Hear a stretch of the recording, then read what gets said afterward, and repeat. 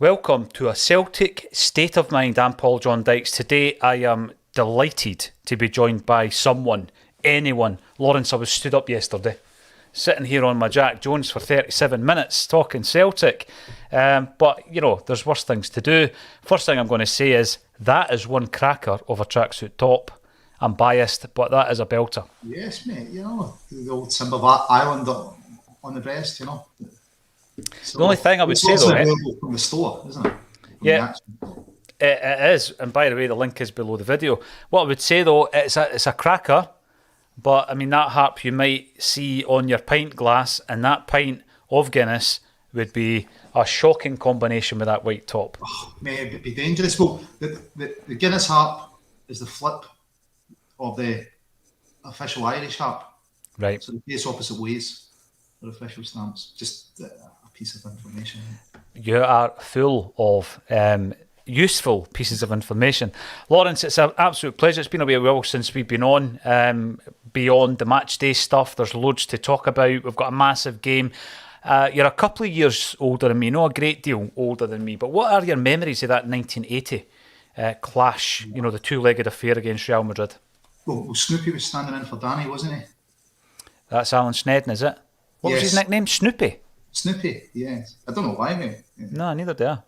Different colour hair from Snoopy, so I have no idea why. But then he went on the Hibs, didn't he? He did.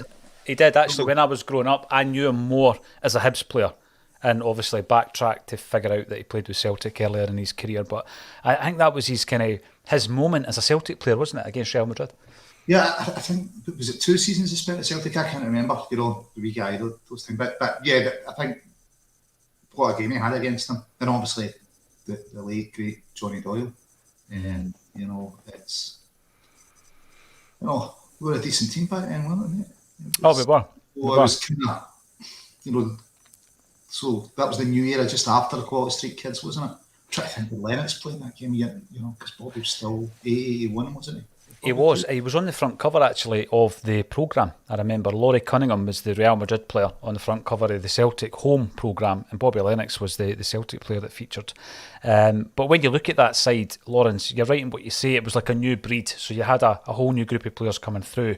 That was supplemented by the purchases of guys mainly domestically, like Johnny Doyle, but we also dipped into the English market to bring in Frank McGarvey as well. Snedden came through the ranks. He could play right or left back, but it was a game that was made for heroes. Johnny Doyle, George McCluskey. If you haven't already picked it up, be certain to pick up the Johnny Doyle book written by the good man Paul McQuaid. You'll find that on the Shamrock site as well. We done a video with Paul a few months ago. It's on the channel. Check it out. It's an excellent book, forward by Joanna Doyle as well. It was one of the books though, Lawrence. It was a long time coming in the Celtic canon of literature, the Johnny Doyle book, wasn't it? It was kind of like it had to happen. We just didn't know who was going to do it. Somebody had to write it. Paul stays near me, actually. Yeah, about half a mile from me. And he also organises the Johnny, and Brendan and the rest committee organise the Johnny Thompson memorials, you know, the 80th and 90th walks. I suppose the next one will be 10 years' time, 100 centenary. That is something to plan, that's for sure. Johnny Thompson. 9 years. But yes, so, yeah, Johnny Doyle, mate. But, you know, somebody had to write it. I can remember the news broke at school, you know. Went right through the school. Frank, was he a £400,000 signing or something for Liverpool? I mean, he was big money back then. Because Fergie had him at St Mirren, didn't he? They tried to take him to Aberdeen. Mm-hmm. I think Fergie told Frank, you know, you were the best pound for pound striker you ever had, said he went up the road to Aberdeen with him. Was it as much as 400 grand? I mean, I do remember it was the same fee. Celtic paid Liverpool the same fee that Liverpool paid St Mirren. So it was the exact same fee, yeah, and Liverpool didn't lose out on it. Frank obviously was playing for an incredibly gifted Liverpool second string, but he became a wee bit impatient, didn't he? Came back up the road. Celtic were always his team, you know, and he's one of the players actually, you know, he had the more kind of flamboyant players around about him. People that got the attention, like Charlie Nicholas when he came through in the early 80s. But Frank done a lot of the legwork, Lawrence. You know, he done a lot of the dirty work.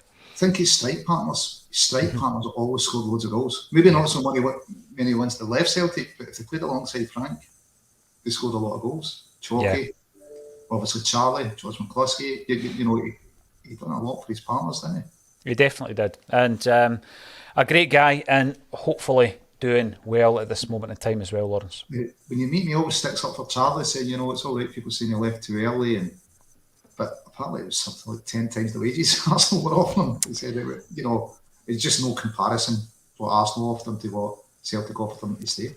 I do remember speaking to Kevin McKenna, fantastic journalist who used to work for the Celtic View. He's now a kind of political voice commentator, fantastic writer. He edited the Celtic Opus. That was some job, I bet. You see the size of that thing. Right. He edited that. He also edited the Quality Street Gang, probably a slightly easier job. And during that process, we used to meet up in a place in Glasgow called Sarties, and we would meet for a wee bit of lunch, cup of coffee and all that stuff. Which one? There's two? I know, I couldn't tell you, mate. It was always the same one, though. It was the one that was kind of like down the stairs. I don't know if both of them are, right? But kind of it was underground level, if you like. Maybe there's three, because I remember one being on the corner and one being in the middle, but I can remember both kind of being... Right, it's definitely not in the corner. Right, the other one you got some stairs to it, so maybe there's a third one, I don't know about it. I don't know. Someone in Glasgow will be able to correct me, but it definitely wasn't on the corner. And we were chatting about the Charlie Nicholas thing because he had interviewed him a number of times. And I don't know if Charlie said this directly, but he didn't want to leave. That was the old Celtic board that, they'd never seen what 750 grand looked like before. They thought, we're cashing in here. It doesn't matter what you want to do, Charlie boy. But I think the biggest thing was he obviously chose the wrong destination, didn't he? He went for the kind of bright lights of London. I think the board made an offer to him that he could only refuse, stay for next to no money or move on. So, yeah, but, anytime you meet Charlie Canoe about the town, he's happy, gets picture taken on one of the girls with picture taken with him, talks about Celtic, chats away. So, Charlie does a lot of stick, but, he's Celtic through and through, Charlie, isn't he? He is a Celtic fan, there's no doubt about it. I know that a lot of people don't like his punditry, that's for sure. I've seen more of Charlie in his second spell at Celtic, and there was a brilliant season that he had under Liam Brady, scored 25 goals. But in that particular season, people like Charlie, Sean, as did Mike Galloway, had a great season. By the way, we're totally digressing. We're playing Real Madrid tomorrow night, by the way. We're talking about Mike Galloway in 1991, playing for Liam Brady, but such is the way. Fantastic top that Lawrence is wearing. If you want to buy one, then click on our store. You can also buy the Shamrock top and a few other bits and bobs on our web store. Link is under the video. I want to start today, Lawrence, and by the way, I need to bring up as many comments as I can because these guys and girls got me out of jail yesterday because I had absolutely no buddies. I was a bit of a McGraw, no pals at all. I was actually stood up. It was the best excuse ever from James. I'll let him explain it next Monday, but it involved Halloween and probably alcohol. But James couldn't make it yesterday, so he cried off. But, he got out of his bed so late, Lawrence. I mean, by the way, there's no secrets in the world of Acsom. Got out of his bed so late that we were finished. So Kev Graham jumped on and helped us out. The first discussion point, Lawrence Connolly, is Kyogo and Hatate left out of the Japanese World Cup squad. What's your thoughts? I'd have thought Kyogo to the went. It's probably Liam's better, yes. He's over in Japan and it's closer to the ground. Mm-hmm. But they must have some squad if they're leaving them both out. Yeah. But, Rio, I thought, is showing up. I think he's going to be player of the season this year if he continues on. Either him or Greg Taylor, but I think Rio, for us, they must have some squad if they're leaving them both out. Will it benefit us? Well, not in terms of selling value. If they get a decent performance at a World Cup, the value goes up. But yeah, it'll probably benefit us keeping a hold of them for a wee bit longer. Maybe they won't get much interest after a World Cup. So I'm not really that bothered, mate. I'm with the Cantona. This isn't a real World Cup, is it? This has been bought by dubious means and stadiums built over bodies. It's not. Is that football as we know it? I don't know. Maybe that's what's become. It's me. There's certain levels of football that have basically just chased the dollar. We know that, Lawrence, for sure. And I remember the World Cup being a very special tournament. And you used to look forward to it. Not just because Scotland were in it, because obviously we did qualify, I think, for 5 on the bounce, didn't we? 5 in a row, 74 right through to 1990. Danny was voted best defender in the world, undiagnosed diabetic. Was it £9 over the course of the World Cup, and still voted the best defender in the world. So if he had been diagnosed or hadn't got diabetes, he might have been voted best player of the tournament then. You know, I'm going to assume his performances would have been better. 78, Alan McLeod, mate. Remember that one. 82, Naranjito in Spain. 86, Mexico, PK. And, Chow, 90. Chow. Yeah, we've got the Italian bag out there. Strachan scored in... We did. Mexico scored on the goal. That was the West hoop Germany. shots. What were SFA thinking about hoops and their shots? I know. They suited Paul McStay. They did suit the hat at that time. The story I always go back to about the 1982 World Cup, Lawrence, is that George Best is playing in America at this moment in time. Bobby Murdoch is the manager of Middlesbrough. Bertie Peacock, who was an older player when Bobby was coming through at Celtic, gets in touch with Bobby Murdoch. Bertie Peacock, by this point, is the assistant manager in Northern Ireland. And he says to Bobby, I want you to sign George Best and get him fit because I want to take him to the World Cup, 1982. George Best spoke to Bobby Murdoch. Imagine they two guys in the same room. They shared a pitch a few times. And the stumbling block was that his then partner didn't fancy Middlesbrough, wanted to stay over in the States. If he had got to Middlesbrough, got fit over a 6-month period, Lawrence, he'd have been in the squad for the World Cup. The man would have graced the biggest tournament on earth. Was this post or pre-Hibs days? Post, because he scored against Celtic, didn't he, in 78, I think it was, yeah. So this is post. I remember it was for Hibs, but I can't remember the year of that. I remember he scored against us. Late 70s, yeah. So this is much later. I think George Best, check his wiki, right, but he would have been about 36 at the time, you know. Then, was it Norman Whiteside? Who else was in that one? He was a young player, yeah. It was Billy Bingham that was the manager at the time, wasn't it? Or was it Jerry Armstrong? Aye, it wasn't Jerry Armstrong. Yeah, Jerry Armstrong was playing. Yeah, he would have been playing. I remember a goal against Spain. That was Whiteside. Anyway, imagine Georgie Best. Bobby Murdoch was up for it. They were struggling. They were trying to get out of the relegation zone. Didn't quite happen. There's a couple of different views on the Kyogo and Hatate omission from the Japanese World Cup squad. David Boyle comes in. Welcome to the show, David. Thanks for getting involved on the YouTube channel. Having Kyogo and Hatate fit and ready to play after the World Cup is a massive boost, although it is a pity for the players themselves. You do want to see, so this is the thing, I guess, the balance, Lawrence. You want to see the best players playing on the biggest stage, totally. The club are going to be looking at that. You get paid, don't you? You get a fee for every player that's playing. There's a potential that, potential suitors, the value of your players, etc., etc. But the flip side of that is that they're actually going to have a rest. I say a rest, obviously they'll be going over to Sydney. And Urban Culture brings that up to say that our fans over in Australia will have the opportunity to see them. So, pros and cons, I'm pretty sure the players are disappointed. Based on this season's form, I think probably Hatate would be extremely disappointed. They must have some midfield. Yeah. But also Kyogo. We spoke yesterday, Lawrence. I don't think he's had a bad season. I think he's had a bad patch. But he's a quality player. He's played through. He's back amongst the goals. I suppose the only thing the news has done, I'm probably not going to buy that pink and green Japan top that came out now. I was thinking, you know what, I'll get that, but if I'm not taking them to, that'll teach the Japanese FA, then maybe think about these things in relation to shirt sales. That one sale, they could have made another one. Yeah, that one sale, absolutely. Lawrence, normally on a Tuesday I'm not on the show, but most of the Acsom team, maybe half of the Acsom team, if not more, are all in Madrid, lording it up, having a wee swally, posting all the pictures on social media. You and I are left at home. I hope they're behaving themselves, mate. Who would be the most likely not to behave themselves, Lawrence? It's hard to see. I think Declan's a dark horse. What do you think? Deck?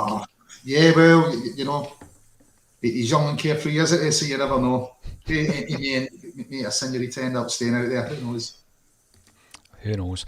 Magnet67, welcome back. You're commenting on YouTube. We are 18 short of hitting 19.8 thousand subscribers on YouTube. So if you haven't already subscribed, get yourself on there. You can get notified of up and coming videos. The Acsom team are looking to recruit a new member of the side, Lawrence Conley. We've had a couple of people get in touch about the videographer stroke video editor position, so I'm pretty sure we'll have even more video content. There's quite a lot in the archive and in the vault that hasn't been used yet. So as soon as somebody comes in, we'll start getting that filtered onto the channel as well. Magnet 60. By 15 days' time, it may be award-winning video content. Yes, well, this is the thing. I forgot about that. Yeah, we are nominated for an award. I've just kind of been busy, but we are nominated for an award. Lawrence, you and I will be going down to Manchester. Indeed. And last year, I do remember a certain speech.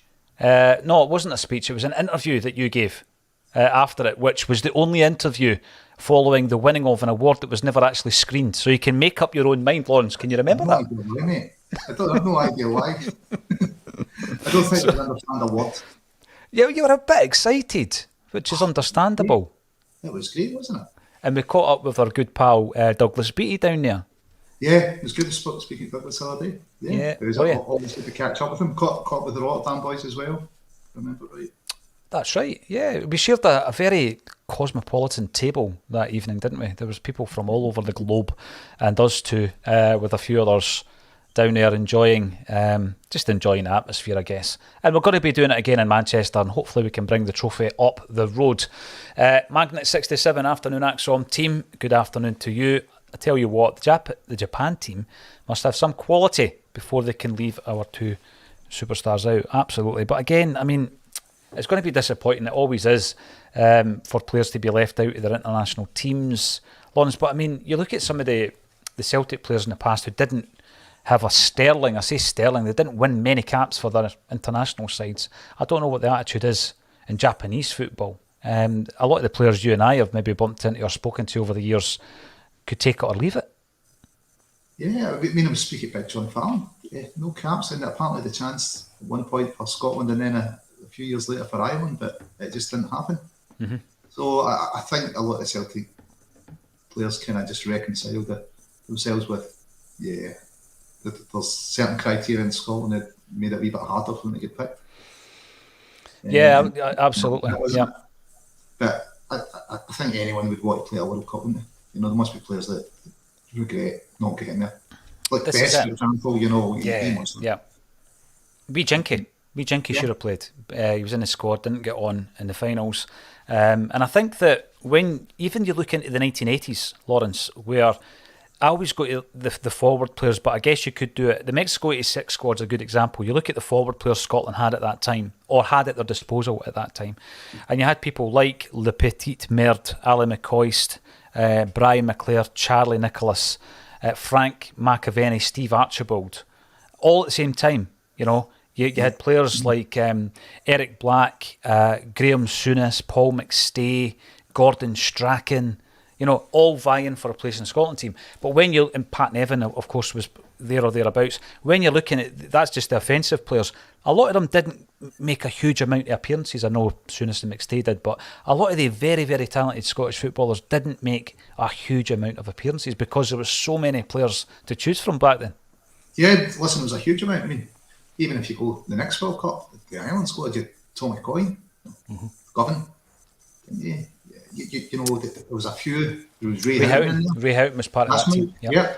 So there's a few Glasgow boys in there that... Bernie Slavin, Castle boy. Bernie Slavin, yeah. So there was a few Glasgow boys that couldn't even get anything near the Scotland squad, and obviously ended up Big Jack picked them. But I see his statue just got unveiled the other day. Stunning.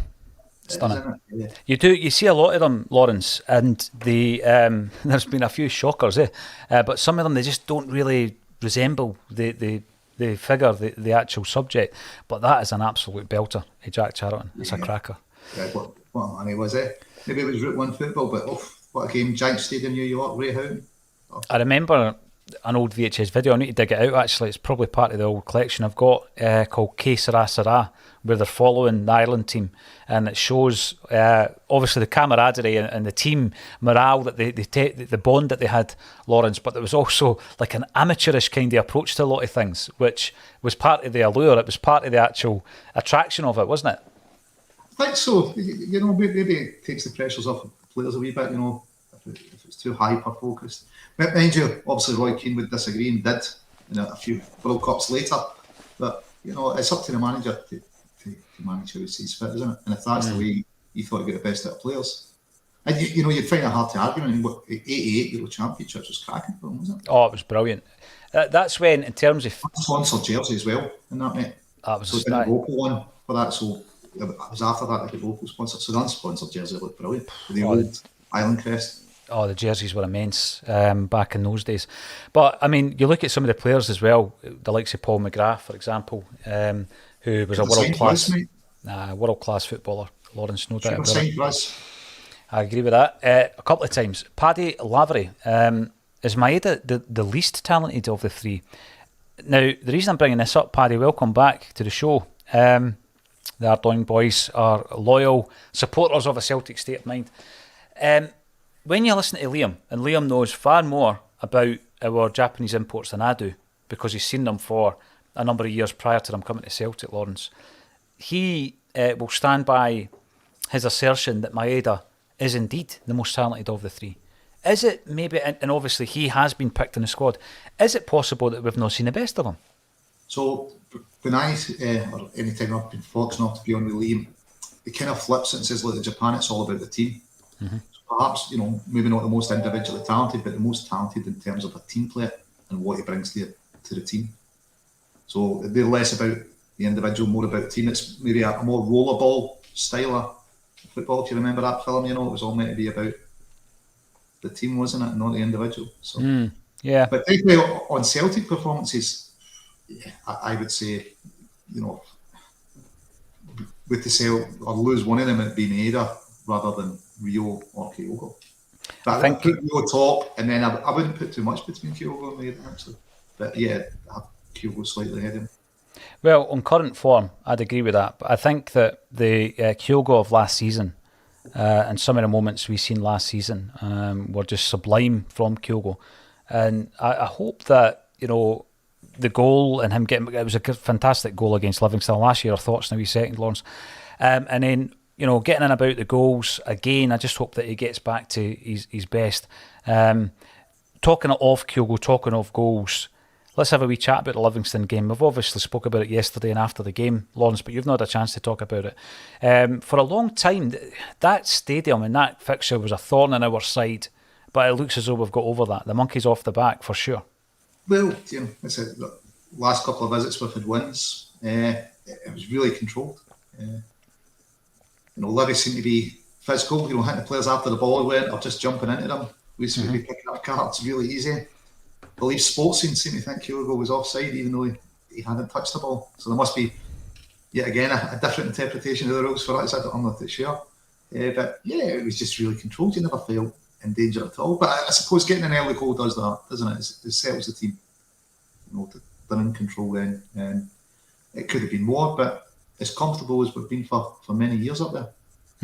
Yeah, absolutely. And again, we spoke in depth about the performances. We will be chatting about some of the performances with an eye on the game against Real Madrid. Walter Orr is in Madrid, lucky you, full of Tims. Well, that's exactly what you'd expect. Well-behaved ones at that. One of the videos that is in the vault, not the archive, the vault, it's not been shown yet, is Jim Orr's video footage of Seville.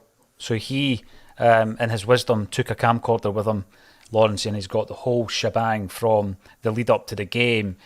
Charlie and the boys playing live inside the stadium. He smuggled the camcorder in, and we actually interviewed Jim all around that. So we're going to be showing the interview along with the archive footage. We're just waiting on someone else doing a wee bit of editing work for us, and then we will show that as one of our videos. Magnet 67, great top, Lawrence. It's one of the Acsom tops, mate. Yeah, you can get it in green as well. You can get it in green, but I've got the green with the white shamrock on it. So I thought, what, I'm going to be brave. I might not wear this to the pub, as you said earlier, just because of Guinness mishaps. But I think the green's definitely made more for the pub. I've not got the yellow one yet, though. No, you don't. Inspired colours. You need to get the Australian one. You're just talking there about being in pubs and the spillage threat. Remember back in the day, you'd wake up the next day having been in nightclubs and you stank of smoke, but there was always that threat of having a cigarette burn on your shirt or your jacket and all that kind of stuff. Changed days, Lawrence. Indeed, mate. Indeed. For old guys like us, change days. Listen, I'm going to set you up here because quite a few of the Acsom troops have been bigging up Greg Taylor for a while. Absolutely superb. Yesterday I was asking the question, is he the most improved player under Ange Postecoglou? Lawrence Conley, you've always had a liking for Greg Taylor. You've always championed him on the show. What was it that you saw in him? Because, come on, let's be honest here, it wasn't always there, as evident as it is now. It wasn't always hitting these levels, but I think the potential was always there. Just someone with that kind of dedication and work rate. I suppose you can see his mentality on the park. He's that season. He wasn't one of the players that was hiding on the park. He was a young player, and he showed all the time for the ball. He always gave 100%. And in most seasoned professionals, bigger names, let's say, that just didn't do that. They went into hiding a lot of times on the park, which it doesn't cut it, does it? You can't kid people on like that and go into hiding. So yeah, for Greg, I think at left back, people always going to go, is it Kieran Tierney? That was it. No, Greg Taylor's a different style of play. Maybe he doesn't have that burst of pace to get by. When do we stop saying that about our left back? Is that when Kieran Tierney comes back? Because he said that he might. But I think it's when you compare anyone, mate. I think it's just like a kiss of death, isn't it? You've got to judge players on their own merits. Absolutely. Greg's assist stats have always been up there. So you're kind of going, well, what were you looking for in him? Because he doesn't bust past a player like Tierney. Well, he doesn't need to get the ball, and he seems to be getting assists without doing that. Could we just judge him on that? It's. I've always thought Taylor was cracking. Yet the people keeping out the Scotland squad are Robertson and Tierney. And of course you've got Aaron Hickey coming through also, who is performing so well down south. So another player that could have been wearing the green and white hoops. To be fair though, I get the Celtic to Hearts move. I get that, right? Because the kid wanted to move because he felt that the pathway was better at Tynecastle Lawrence, and it proved to be because he got into the first team. But Celtic did try. When he went to Bologna, Celtic were in the mix. They did make offers. They did try and buy him. It's not as though we missed a trick because we were slow to the party or late to the party or didn't go to the party. We did try and sign him when he went to Bologna. Yeah, it's... Listen, if you're Aaron Hickey, you've got to look and go, well, my career's kind of went okay. Great experience abroad. Probably a wee bit less pressure on him out there. There's a lot of pressure on anyone at Saints for Celtic, so he's probably thought, out there and now he's Celtic's doing well down the south. Maybe he's also looked at, well, who am I going to get in ahead of? What's my competition going to be at Celtic? Because it is about getting minutes on the park, isn't it? Yeah, absolutely. Got other players out there now getting minutes and getting the benefit. Look at Mikey Johnson, another goal. Track and take, wasn't it? I'm going to bring that up. Well, you brought it up, so let's have a wee chat about it, right? Because Mikey Johnson, for me, is a player that has been spoken about time and time again on Acsom, right? So he's come through the ranks. Just having a wee look at what he's been up to this morning. So Mikey Johnson, left winger, 23 years of age, time on his side, and of course he went to Vitória Guimarães, which is the team we signed big Amido Balde from, Danny McGrain's favourite player. They're playing in the Portuguese top tier, and he has made 6 appearances so far, some in the Cups, 3 goals, 2 assists, but, check this out, 351 minutes played for his new side, which means that he has scored or created a goal, Lawrence, every 70 minutes. So you're looking at that, they're sitting 4th in the league, right, and it's a pretty good league. And you're seeing the clips, you're seeing him, he seems to be playing with a bit of freedom, he's expressing himself. I'm going to run through the players that we've got out on loan, and I'm going to ask you, be brutal, do they have a Celtic future? And I think that when you look at Mikey Johnson, he is the big one, I think, with a big question mark, because he's gone out there and he's performing. So at this moment in time, is it too early to say, or is he doing exactly what you need to do if you want to come back and impress Ange? Well, yeah, he's got to be doing what you need to be doing, because if he wasn't scoring and getting assists, there would be no way back. But when he first came into the team, it was a goal every 4 games, 24 appearances, 6 goals, 2 seasons running, roughly that. And then the next 2 seasons, just injuries. I think that's what was doing it. A couple of changes to management didn't suit him. I don't know. I think Ange gave everyone a clean slate, but if you're getting injured all the time, and the boys that were coming in ahead of him, were certainly, Maeda, Abada, Yota, they were certainly performing. So, I think there's still a chance for him, but we'll need to look at who we've got, because you don't want to have 6 wingers, do you? So I'm going to ask you. I'm going to ask you to be bold, Lawrence. A yes or no? Does he have a Celtic future? I'm going to say Mikey. I'm going to say no. No. Right, we might come back to this show. I'm going to run through the other loanees. You brought Mikey Johnson up, and of all of them, he has shown some excellent form. Vasilius Barkas, you may remember, was a £5 million purchase. Our now 28-year-old goalkeeper is playing his football at FC Utrecht in the Dutch top tier. Man of the match. They're sitting in 7th at the moment, which would give them a European playoff place. He's made 13 appearances and had 5 clean sheets. But did we see enough when he was here to suggest he doesn't have a Celtic future? Is he a guy that is basically playing for a move elsewhere? Oh, I think he definitely is, isn't he? He's got either, at the end of this year, either 2 or 3 years left in his contract with Celtic. So we need to hope someone would give us some money for him. But in the form he's shown, I know he was man of the match. When I looked at it, the highlights really saves, I thought, well, he should be saving those. Would he have saved them when he was playing for us? It's a different matter. But he's certainly back to showing some kind of form, and hopefully we get some cash from him. And the thing is, what cash are you getting back? It's almost like, you might be looking at £1 million, something like that. If he plays well and he plays a lot of games, might get £1 million for him. You're cutting your losses, aren't you? Yeah, it's the liability you're saving on the either 2 or 3 years, isn't it? So you're getting that, but he's off the wage bill. Yeah, absolutely. Liam Scales, a wee bit younger, 24 years of age. He's playing at Aberdeen. He's made 16 appearances. He can fill in at left back or left side of centre half. Never played there that often for Celtic. I think a couple of sub appearances. Now, he's actually made more appearances for Aberdeen than he ever did for Celtic. There was a couple of games I felt in a Celtic jersey where he looked very good. I thought he looked very good in a few games. Remember his brilliant goal against Dundee United? We watched that game in here with Tommy Sheridan and Frank McGarvey. But he was one of the guys, you looked at the season, you thought, he's not going to get many opportunities. He has to go, particularly with Bernabei coming in. He's went to Aberdeen. I think he's done okay. Does he have a future, Lawrence? Or is his transfer fee going to be a stickling point? Because we paid £500,000 for him when he came in. I don't think he was ever good enough. I know some people thought he was rivaling Greg for that left back spot. In my opinion, never. Don't think he was ever good enough. Still don't think he's good enough from what I've seen at Aberdeen. If he could get £500,000 back for him, yeah, I would take it. Okay, yeah, I think it's Aberdeen. £500,000 a lot of cash.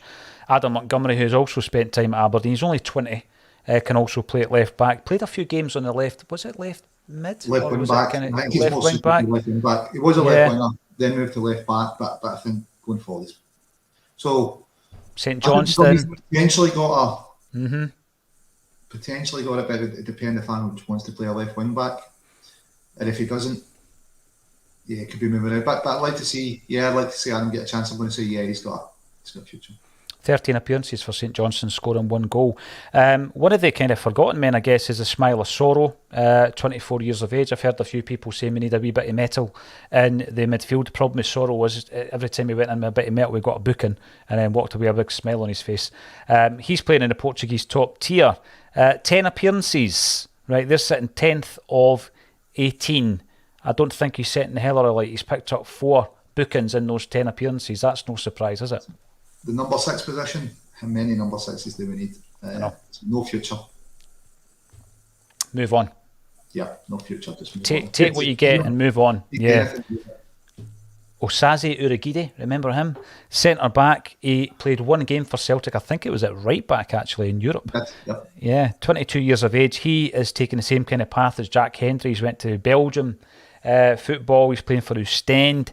He's actually made 13 appearances, Lawrence. He only made 1 for Celtic, so he's playing in the Belgian top tier. I don't rate him. I just thought he was a big raw player.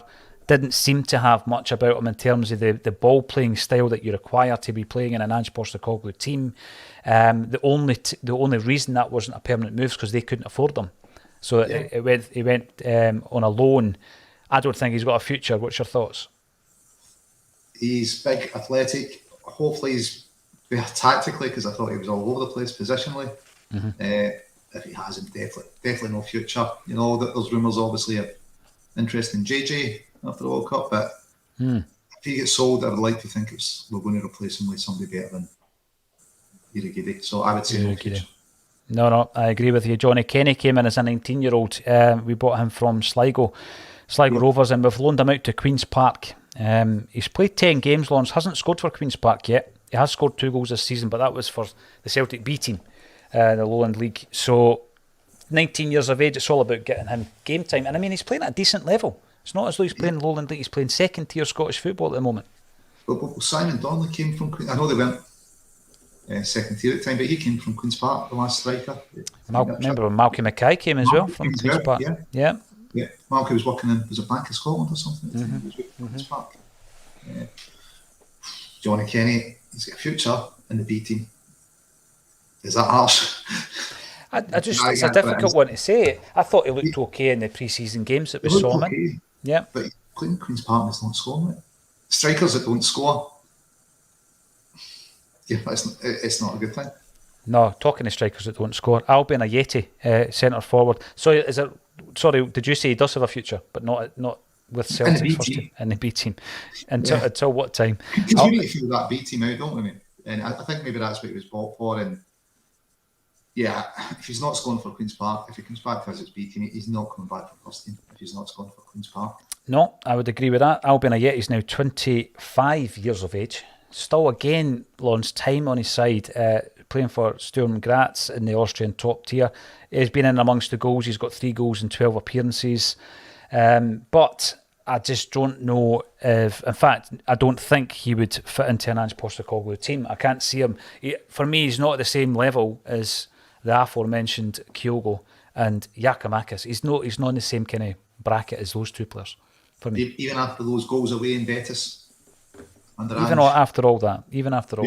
I would agree with you. I think we're a striker short. It's good to know that we've got a left-sided centre-half coming in. I think we need to bring a striker, but I'd be extremely disappointed if it was someone of Ayeti's quality.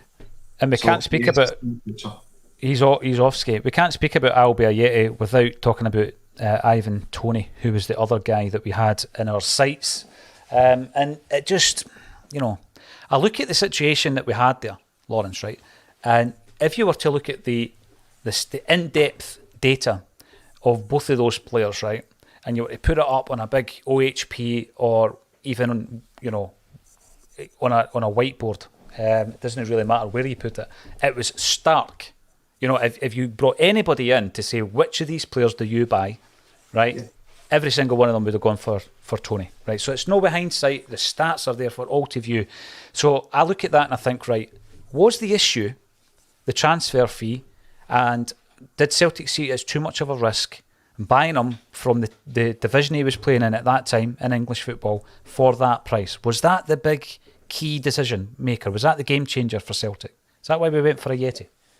It's a bit of a strange one. Ayeti was someone, he'd done well to get his move to West Ham, and then his career had stalled.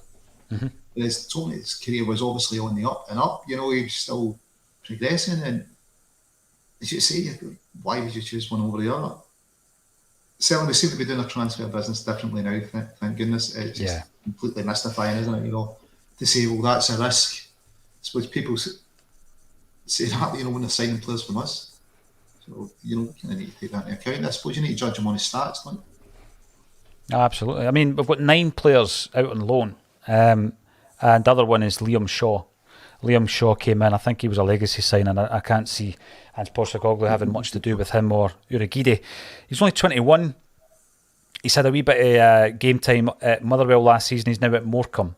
So he's played, let me have a look at that. He's played 11 games for Morecambe. He only played 2 for Celtic, 8 for Motherwell. So he's getting game time. But he's in the 3rd tier English football.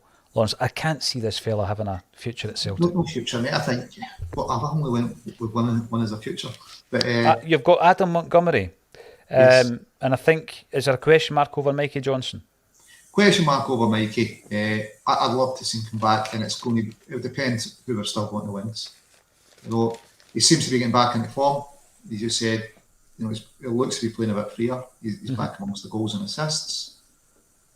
But, yeah, you've got Forrest, Avada, Maeda, Jota, Haksabanovic.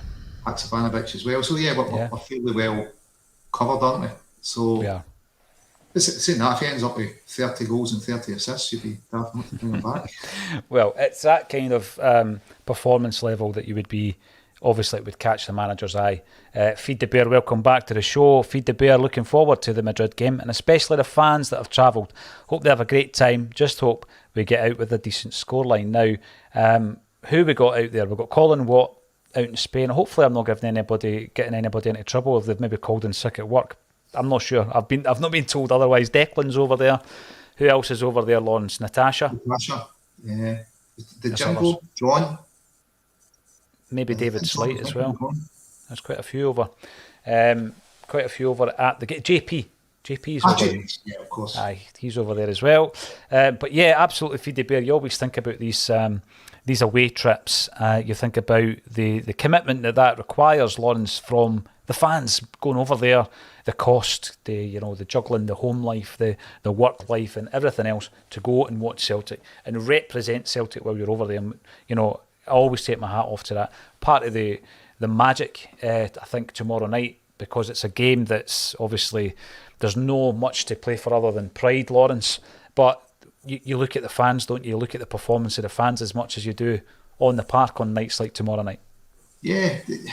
Listen, you want them to go over there, have a good time, and hopefully we get a result. I think, have we been unlucky? We've definitely, we've scored 2 goals and 1 OG. I can't remember how many chances, mate. So I saw, I think it was Alan's, Celtic have got the worst return from the XG. We need to be scoring some, and the pressure's going to be off them somewhat, because we know we can't qualify or anything. There's not too much riding on it. Just enjoy yourself, isn't it? I'm just going to say, well, look, show people what you can do in this stage, because hopefully we'll be back there next year. It do in the world a good to get a result over there. Oh, yeah. I was going to ask you, do we dare to dream, Lawrence? But I think Ange has instilled that in us. You're only limited by your own beliefs, aren't you? So, if you don't believe you can win, you're going to fulfil that, aren't you? So you've got to believe you can win. You've got to believe that you can get it in. We know. Well, the thing is, we know we can create chances. We created enough home against them. Yeah. Yeah, Vini Jr, Vinicius Jr. I've mentioned him a few times. Absolutely astonishing player. Scored against us at Celtic Park. And the quote that really stood out for me, I think it was yesterday, Lawrence, was he said, "I am not sure Celtic's position in the group reflects their quality." And that's what we're saying. That's what Alan Morrison's saying. We have created the chances. You would expect us to score more goals in every single game based on the chances created, but we just haven't done that. I think it's 7.2 goals we're meant to have. However you get the 0.2, I'm not sure, but yeah, that's for us to score, not including the OG. So you're right down there. It's both strikers hadn't hit the heights of last season. You'd say Kyogo's back in form. Giakoumakis is looking sharp, even though I missed penalty. I think we can forgive him for that, can't we? Yeah, we can, because obviously my take on that, before I bring up a couple of more comments, my take on it is, the penalty aside, I don't think he fancies the plastic pitches, Lawrence. We had a bit of a go at the big fella after the Alloa game. I thought he was really poor that night. And when I was watching him at the weekend, I just didn't feel as though the retention was there for Giakoumakis. I think that's one of the best parts of his game. The ball sticks. He's an out ball. The ball sticks. He's able to play others in or win a free kick. He wasn't getting any of that right. The ball seemed to be bouncing awkwardly for him and bouncing off his leg and off his knee, etc. And was that an Angie's thought process when he picked the team? Because before the game, a lot of the comments we were getting is they were surprised, a lot of the viewers, that Kyogo started over him. Is it maybe something as simple as that? The surface doesn't suit the big man. Could be, because against Alloa, I think he lost the ball 14 times, didn't he? It was, it was almost like second touches of tackle in that game. Yeah. So maybe he doesn't like the plastic pitches. I mean, no, I don't like them. I just think they're terrible. The club's definitely have the money. I know they say, they've been outlawed in Dutch football, have they not? I'm pretty sure they've been. Yeah, so we should be here. We're down at All Fun Greats. Burnley's down at Avon Meadow. what a grass park they had. You know, if junior football teams can have decent grass parks, there's no reason. Oakley United, decent park. That was a decent park as well. Oakley United. That was the last game we played. That would have been. Was that 2 years ago? Was it 2 years ago? Yeah, just before COVID. That's right. Yeah. Yep. Was there. Tom Boyd, Simon Weir, Rudy Vata. Yeah, what's Rudy? Frank McGarvey. Doesn't he, Rudy? Yeah, he keeps me in check, that's for sure. I sometimes do get wee text messages making sure you're still losing weight and all that stuff. I'm thinking, I'm 43, I've been retired for about 25 years. I've been retired a lot longer than I played football, let's put it that way. Red Scotland, hail, hail troops. I am looking forward to this World Cup, even though it's autumn and without some of our Celtic players.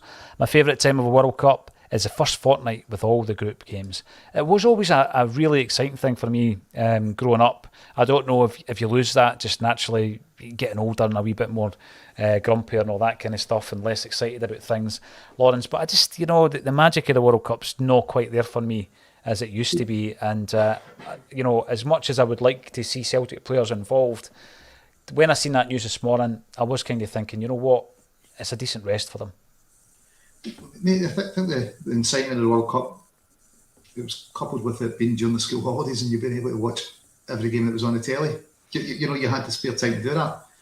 It's not as much fun when there's games on that you can't get time off at work for to watch or whatever. So I think maybe balance with that. But yeah, I'm not fussed either way, mate, to be honest. With the World Cup, I watched some of the games, but the boys really getting a rest because they're going to be going out to Sydney. I saw the Sydney Sports Club, they celebrated their 40th, raising a fortune for charity. Mm-hmm. Yep. So I think Perth, Western Australia, that they've got their anniversary coming up as well. But how much a rest are they going to get? They're going to be travelling over to Australia. That's got to take out of them, isn't it? I don't know. I've seen pictures of Sean Ryder coming. Was that? I've got 3 games over there. Is it 2 games guaranteed? Or is it 3 games guaranteed? I'd need to check that actually. But I did see pictures of Sean Ryder coming out of the jungle in Australia. He looked the best he's ever looked. So I don't know if it's good, bad, or indifferent. Sean William Ryder, your friend. William Ryder. Yeah. I'll be sharing a wee stage with him actually in a few weeks' time. Again, if you fancy coming along to Glasgow to watch the Sean William Ryder audience with and ask him, the legendary figure, a question, please do so. We're doing it at the Bar is Art and Design, 15 quid a ticket. Still a few left. No, not many, I've got to say. We've got Keith Oakden coming in. Welcome back. You are a Celtic fan in Plymouth. I was at the first leg at Celtic Park against Real Madrid. What a game. What an atmosphere. George McCluskey was a magnificent player and a great Celtic team. He was brilliant, wasn't he? When you look at Real Madrid, Ajax, as a young player scoring those big goals. Yeah. McCluskey was a talent. Who did he leave for? Was it Leeds United eventually? I can't even remember who he went to, mate. I think it was Leeds United. Where did they go, mate? He's I still want to ask. Park, isn't he? Yes. Yeah, I seen him a few times last season actually up there. I was going to ask you a question about the fact that we've got a scenario around Lee Griffiths where obviously he's been training at Livy. And now the reason I'm asking you, even though I spoke about it yesterday, you've spoken to him fairly recently, Lee Griffiths. And he was in that kind of, where he's still in that period where he's between clubs, he's in a bit of Scottish football purgatory. What kind of vibe did you get from him when you spoke to him, Lawrence? Did you think, was he feeling still upbeat? This was before he went to Australia, wasn't it? You spoke to him. Yeah, it was before he went to Australia, so I wouldn't, he was happy to have a chat about Celtic and football and what was going on, but I didn't get an upbeat vibe off of him. And, we know he's got his struggles and yeah, hopefully, he gets somewhere. You think he could do a job out in the States or maybe in the Emirates? You think somebody would want a goal scorer of his talent, mate. But it's kind of a sad way for his career to end. I suppose the last 2 years were blighted by his illness. So a definite loss. If he could have stayed fit. Under Ronnie, 40 goals in a season. Would he have suited Ange Ball? I think he would have done, a fit Lee Griffiths. He was full of running, wasn't he? He was an absolute pest of defenders. Gave him a 12-month contract, so Ange obviously thought he might have fitted his system. Yeah, but, yeah. Here you go, though, Lawrence. right? How would you go over those illnesses, mate? I don't know. I know. And I mean, listen, I just think that you look at the scenario, right? Ange comes in, he gives 2 players a 12-month deal. One of them was Tony Ralston, who at that point, what had he achieved in his football career? One of them was Lee Griffiths. Look at the Neymar. And look at them now. Yeah, but you know... That comes down to, as much as the problems that Lee Griffiths has had, it does come down to application attitude, as well. Do I have some sympathy for Lee? Yeah, application and attitude, how much is that affected by his illness? And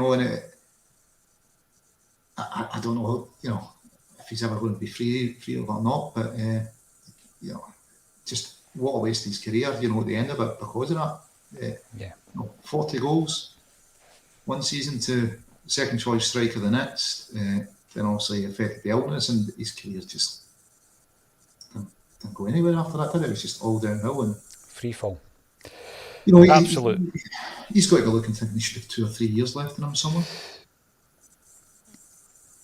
It doesn't look as though it's going to be Scottish football, Lawrence, that's for sure. Angelo Tyro confirms Sydney FC and Everton. I thought that, but I'm not sure if the system will allow us to play a third game. I'll need to have a look at that.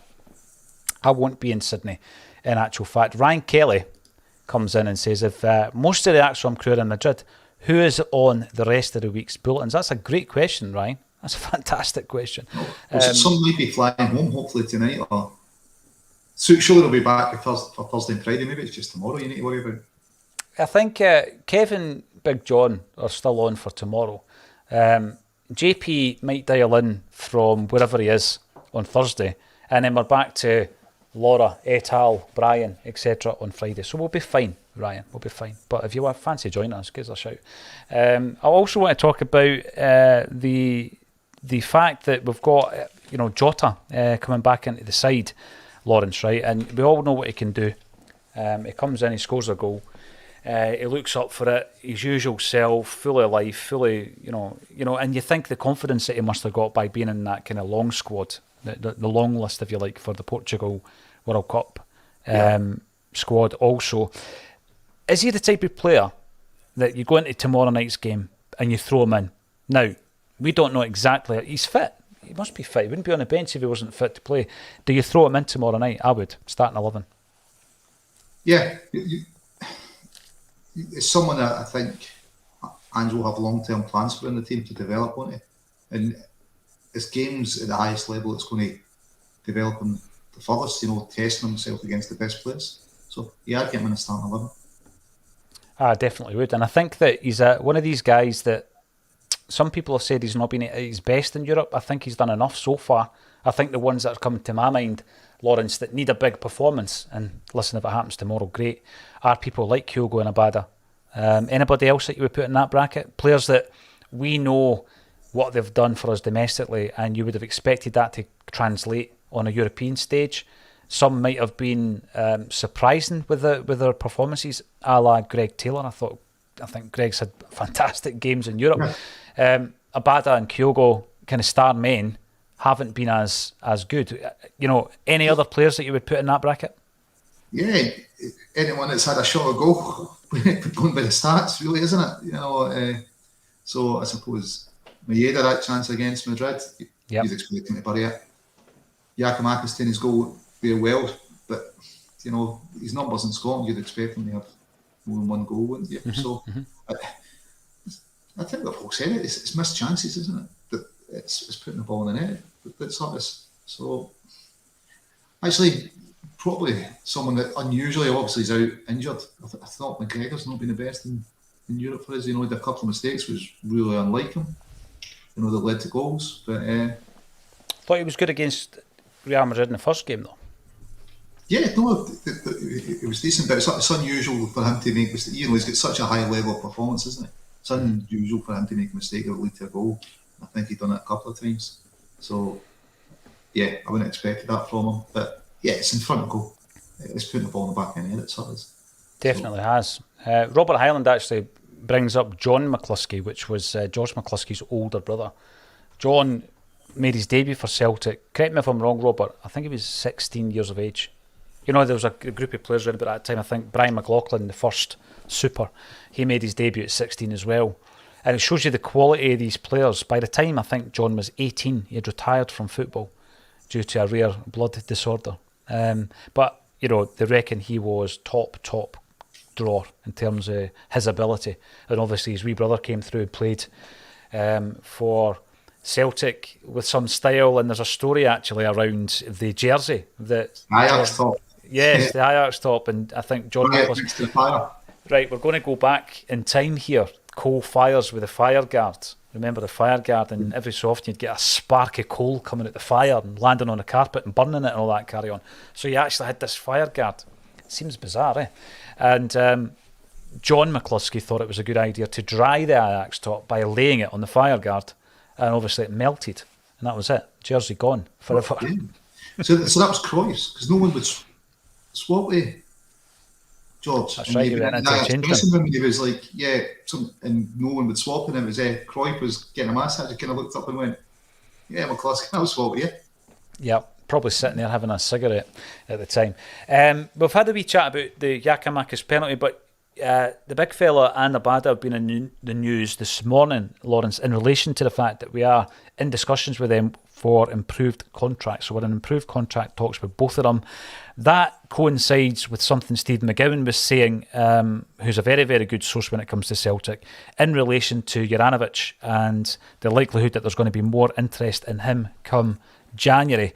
Are Celtic looking ahead to quite a lot of interest, I'm guessing, in January, and trying to get players who maybe there has already been interest in and getting them on better deals? Is that why we're looking at Abada and looking at Giakoumakis early doors? So I think last time we were on, we were chatting where we were short in the transfer window. We were saying centre half and striker, and after that, it's really now it's about squad management, isn't it? It's keeping people happy or extending deals, players you want to either increase their transfer value with the fact they've got a longer contract, or keep them happy and keep them for longer. So Juranovic is 28. Is it 29? 28, 29? 28, yeah. So if he's a decent World Cup, if we're ever going to have a sell on value, it's going to be then. Has Tosh identified a fullback? Right back?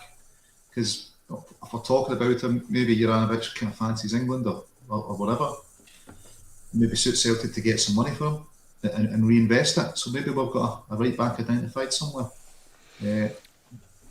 Abada and Giakoumakis have got more time on their sides, so you'd want to tie them up for longer. If only increase any transfer fee, because I think it's it's down to the player if he wants to be here or not. I think Ange's made that clear, isn't it? But if they don't want to be here, we want to get top money for them, and the way to do that is have them on a longer contract and better contract. Just so that you're aware, Lawrence, there are 3 stripes right across your face at this moment in time that are coming through your blinds. It's the Adidas thing. It is. It's like, yeah. We won't talk about the proposed 4th Adidas kit that might or might not be released. Well, the thing is, I've just finished the book. It took me 7 years, and then they're going to release another jersey. Come on now. Mate, if we're going to do 4 strips every season, Volume 2 is going to be out pretty quickly. I know. Volume 2, it won't take long. Hopefully we do need a reprint at some point. I'm going to bring this one up from Strangelove the Doctor. Welcome back to the show. I disregard anything an opposition manager or players say in the build-up to a game, maybe talking about Vini Jr.'s chat. Prepare every time to face a competitor at its strongest and its best form, no complacency. I think we've got that in Ange, though. Every time he gets asked the question about, even when going from a big game like tomorrow night to back to domestic, he always gets asked that question. How do you motivate the players? And he always gives the same answer. He prepares for every game the exact same way. He goes through the same process, obviously taking the opposition into account time and time again, showing them respect, going through our own processes and our own principles, and I think that we've been pretty happy with the outcome. One final thing I was going to ask you before you go, Lawrence. Yuki Kobayashi is the latest name to be linked to Celtic. Some reports would suggest that it's a deal that's already been agreed. You were talking there about if Juranovic should leave, the scouting team will already have, recommendations for the gaffer. But it's quite clear the gaffer also has his own idea about players, isn't it? Bringing another one from Japanese football. Yeah. it's worked for us so far. But I suppose Gucci's the guy. You could say he was unlucky with injuries and that tackle up, put him out. So yeah, he's got the final say, isn't he? But I'm sure he'll be saying to Toshin to me, this is the style of player I like, and maybe have a look at this guy, put him through your metrics or whatever, go and watch him, get the report to me. But if he comes in, it's 5 centre backs at the club. I'd like to think we're going to keep Jens after his performance. Agreed. I think 5's probably one too many. So who goes? I'd put Welsh out on loan for a year and get minutes. I think he really needs minutes to improve. I don't think he's going to get enough minutes staying at Celtic. And there's interest, we know that. There are teams interested in Stephen Welsh. I mean, you look at the success of some of the Scottish players over in Italian football. I think Lewis Ferguson scored another goal yesterday. Yeah, 2 in a row. Paddy Lavery, another brilliant 80s reference. Lawrence looks like adamant. He did. He did. You had that stripe right along your nose. Stand and deliver and all that stuff.